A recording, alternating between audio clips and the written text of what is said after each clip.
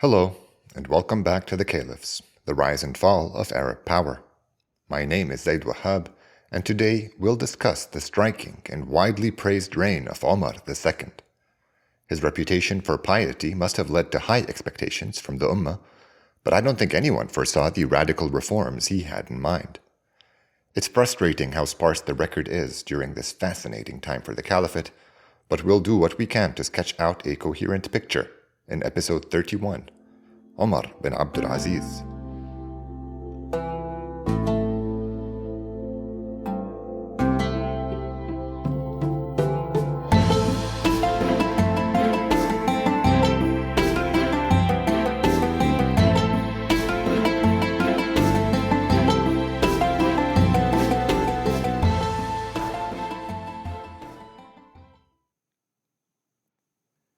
If you've been keeping a close eye on these caliphs, you'll have already noticed that Omar's ascension represented a break in the usual order.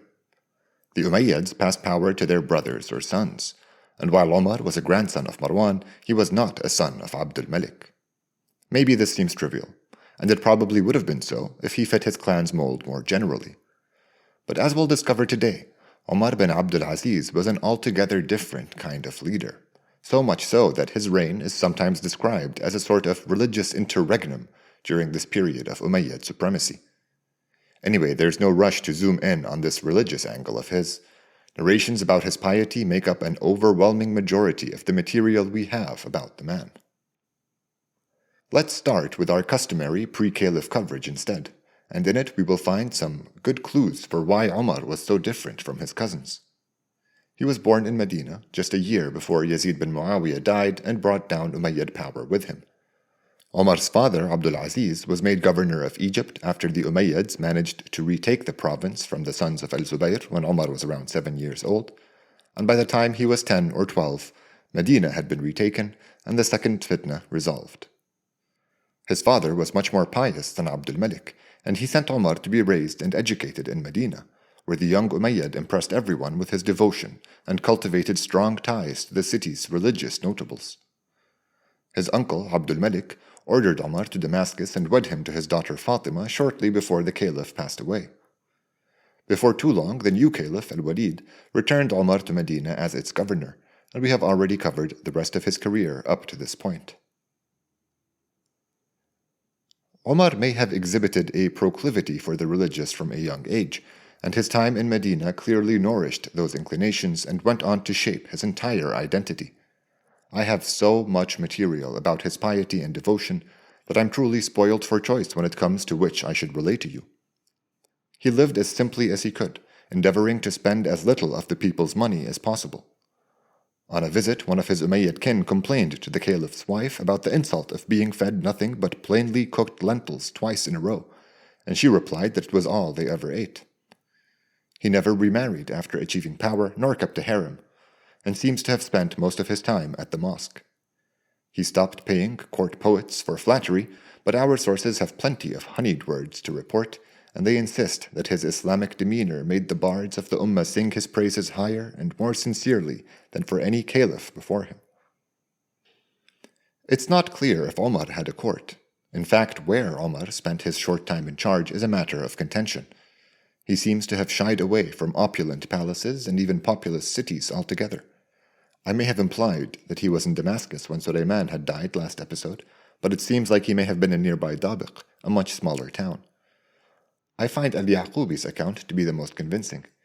He says Omar wanted to live nomadically, but relented after he was told it made it hard to reach him and he worried that harm could come to the Ummah as a result of his remoteness.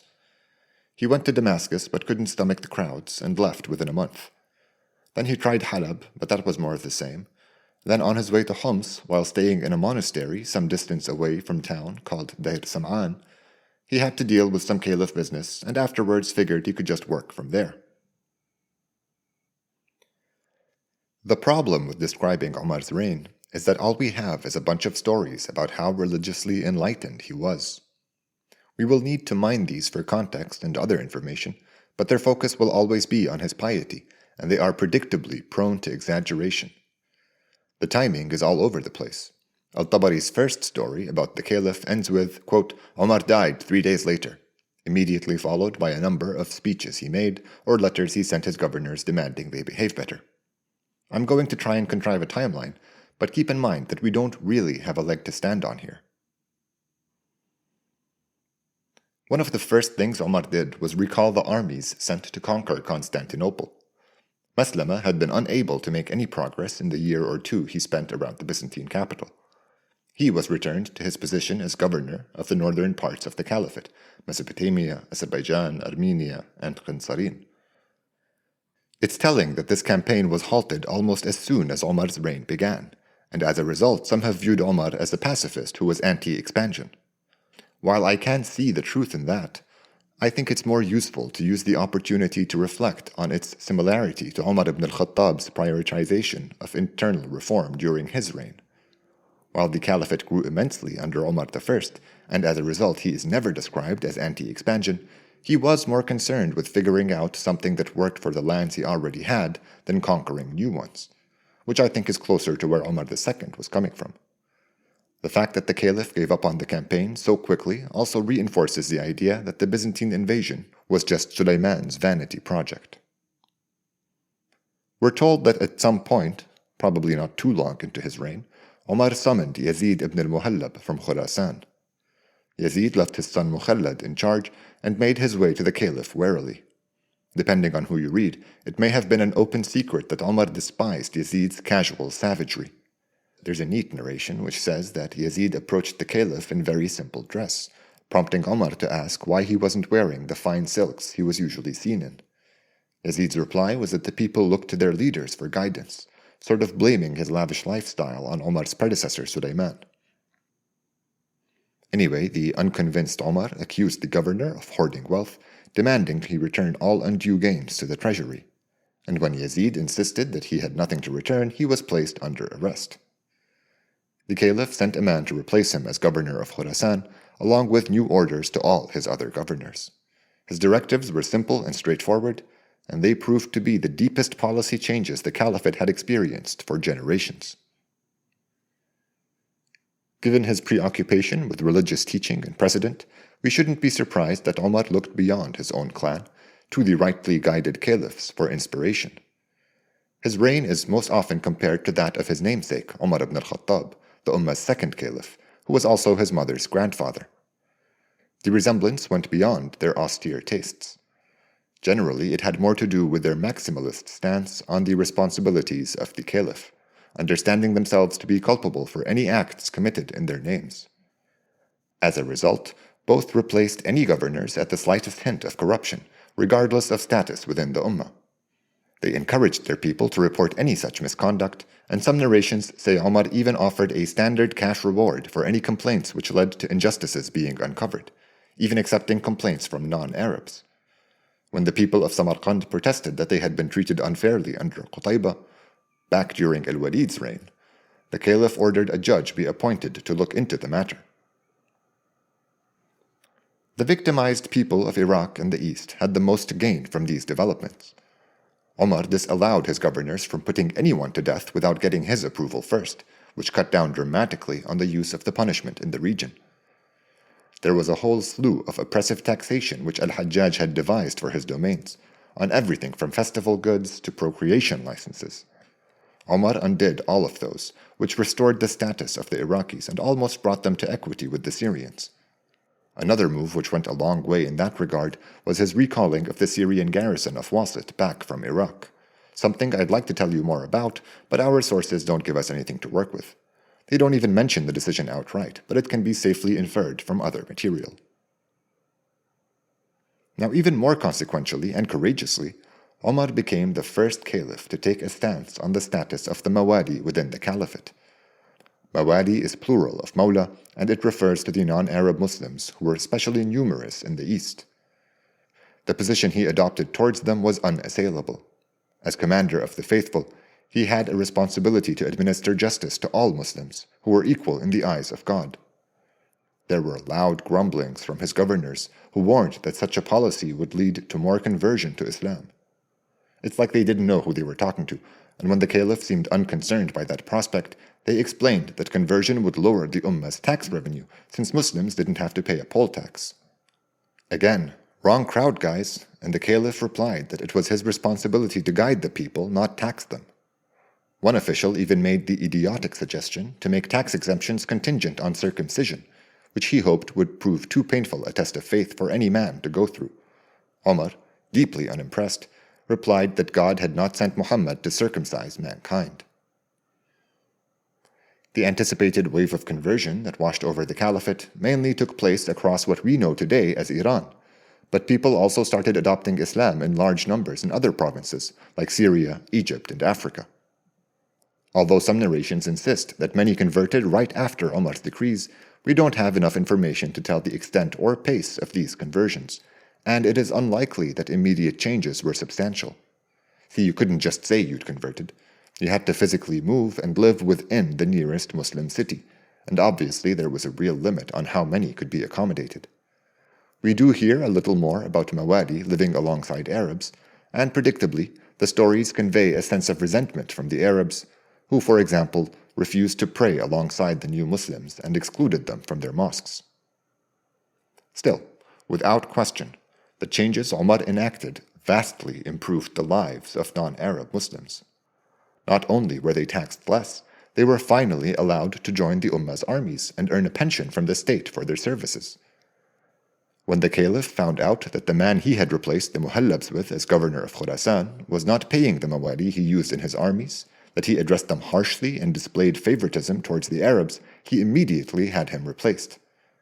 This shows just how serious the caliph was about his reforms and how diligent he was in making sure they were followed. In this, I see another similarity between the two Omars, one that stems from their feeling of being religiously bound by their decisions. These weren't just policy ideas to them.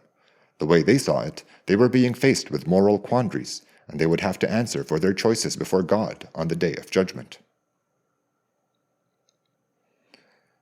It wasn't just the Mawadi who converted during Umar II's reign. It seems like he was also the world's first evangelical caliph. He wrote to invite the various kings of the many city-states and statelets which had submitted to the Arabs into the faith. It's not very clear, but from what I can tell, much of the nobility around the east, from Iran to Sind, took up his call and converted. Though if that is the case, then they must have not been asked to move to Muslim cities because they stayed in their estates. Maybe the idea was that after the leadership converted, the rest of the city would follow suit, because that was certainly how the Arabs did it on a tribal level. That's not how it played out, however, and the end result was a class of local Muslim nobility in much of Iran and the East who were very rich and now taxed very little, ruling overtaxed non-Muslim subjects. It might not surprise you to learn that this will grow into a real problem down the line. As we progress with our history, I'm beginning to understand a little bit better why al-Yaqubi is often portrayed as a Shiite partisan. While I still disagree with that assessment, Omar's reign gave me some clear examples of why someone might think that. Al-Yaqubi dedicates 2 of his 4 pages on the caliph to his relationship with the Hashemites, much of it about the death of Ali Zayn al-Abidin. If you're thinking, hold on, Ali Zayn al-Abidin died during al-Walid's reign, then my response is yes, but he is also reported to have died during Sulayman's reign and during Omar's reign. Here's the more interesting part. The first 2 caliphs get narrations about them poisoning the Hashemite religious scholar, but not Omar. When the pious caliph heard about Ali Zayn al-Abidin's death, he lamented his passing and praised him as the best of Muslims. I found the accounts of Ali Zayn al-Abidin's death during Omar's reign to be the most believable, mainly because I don't see why anyone would have poisoned him as long as he maintained his political quietism. It's also likely that Omar held him in high regard as he lived in Medina during the Hashemites' most prominent years as a religious educator. Omar was also the Umayyad caliph to put an end to the cursing of the Hashemites at the mosque.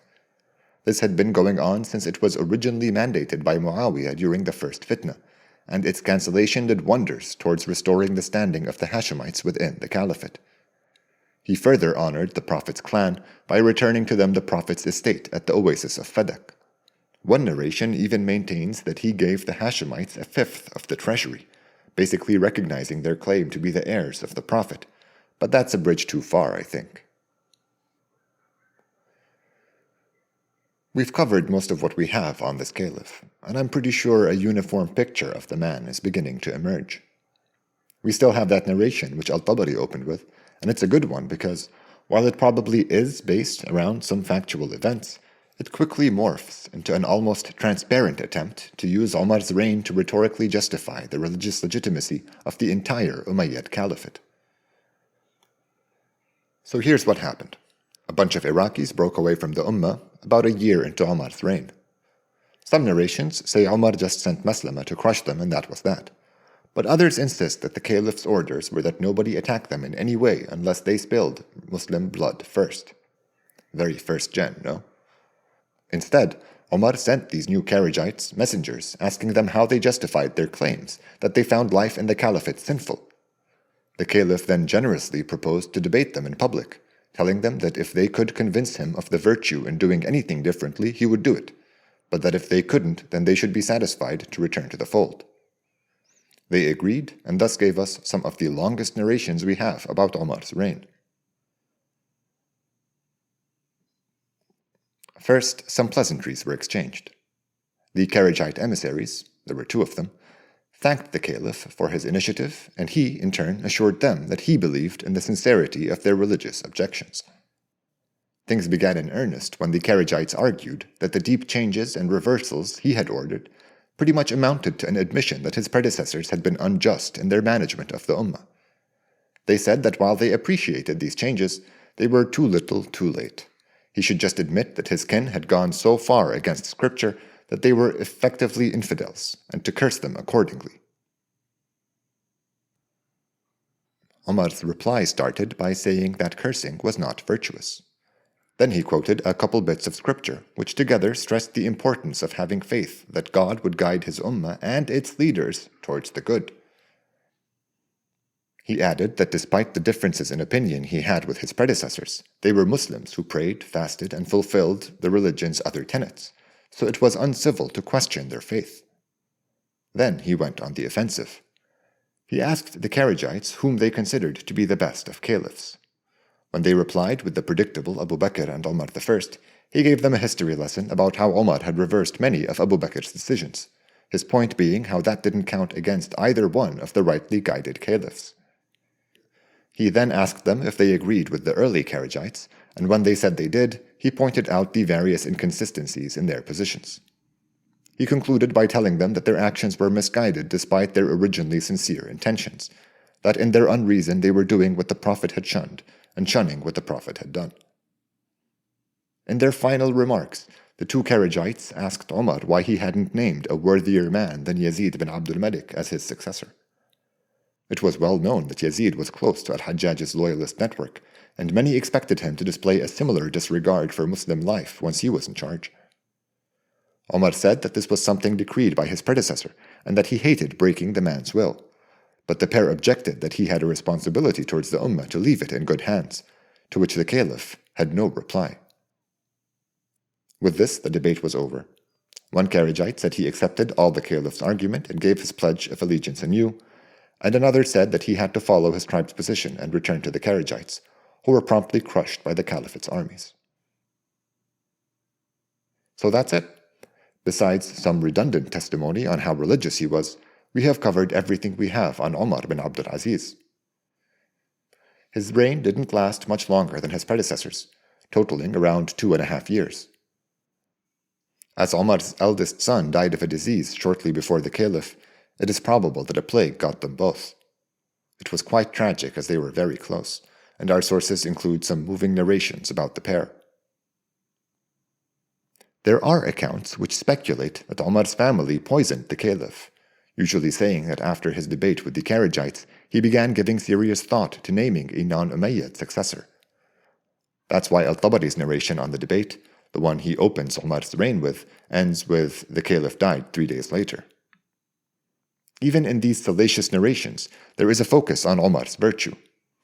Some report that when the Caliph realized he had been poisoned by a slave, he pardoned the man and paid his own blood money to the treasury. Now, I don't really buy any of it, but I have to say that considering how little we actually know about these years, we can't rule it out entirely either. The Umayyads had been unpleasantly surprised when Omar was chosen as Caliph, to say the least, and several accounts allude to their distaste for his many decrees and policy reversals, something which will be made abundantly clear as soon as his successor takes charge. Since Umar refused to alter Sulayman's will, that successor was the half-brother who was originally meant to succeed him, the Umayyad favorite Yazid ibn Abdul Malik.